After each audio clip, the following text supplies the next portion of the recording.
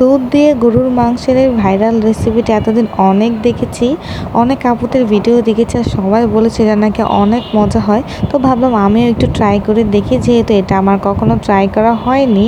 তো চলেন কথা না বাড়িয়ে শুরু করি আর আজকের আমার রান্নাটা কেমন হয়েছে। তো প্রথমেই রান্নার জন্য আমি গরুর মাংস নিয়েছি, এখানে 1 কেজির মতো মাংস আছে। যেহেতু প্রথমবার ট্রাই করব তাই কম মাংস দিয়ে শুরু করেছি। আর এখানে হচ্ছে আমি একদম পেঁয়াজ, তারপর কাঁচামরিচ, রসুন, আদা সব কিছু হালকা করে ব্লেন্ড করেছি। এটা আসলে পাটায় বেটে নিলে ভালো হয়, মানে আধা বাটা করে নিলে ভালো হয়। তো হাতে আমার সময় ছিল না, আর ছোট বাবু নিয়ে আমি পারছিলামও না মানে বেটে নিতে।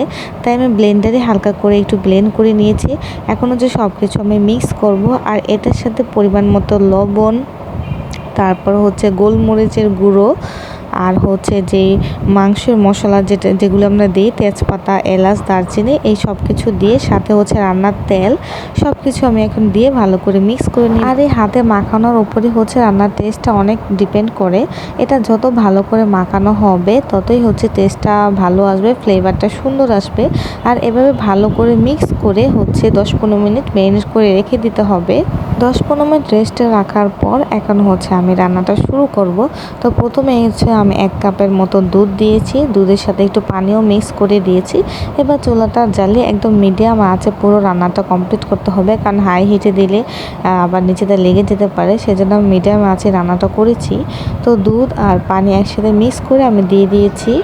তো প্রথমে হচ্ছে দেখলাম যে দুধ আমার একটু কম হয়েছে, পরে আমি আবার হচ্ছে দুধ দিয়ে দিয়েছি। এখানে হচ্ছে 1 কাপের চেয়ে একটু বেশি দুধ আছে। তো রান্নার কালারটা কিন্তু দেখতে ভালোই লাগছিলো, সাদা সাদা। আর এটার মধ্যে সব কিছু ফ্রেশ দেওয়ার জন্য, যেমন যে আদা, রসুন, পেঁয়াজ, এগুলো সব কিছু সাথে সাথে ফ্রেশটা বেটে দেওয়ার জন্য এত সুন্দর একটা স্মেল আসছিলো, মানে যতবারে আমি ঢাকনা খুলছিলাম ততবারে অনেক সুন্দর একটা স্মেল আসছিলো, যেটা আমি আগে কখনোই পাইনি। ইচ্ছে করছিল যে কাঁচাই মনে হয় খেয়ে ফেলতে পারবো, এত মজার একটা স্মেল আসছিল। তো যেসব আপুদের ভিডিও দেখে রান্না করছি, ওই আপুদের রান্নার কালারটা আরও বেশি সুন্দর আসছিলো, একদম সাদা সাদা।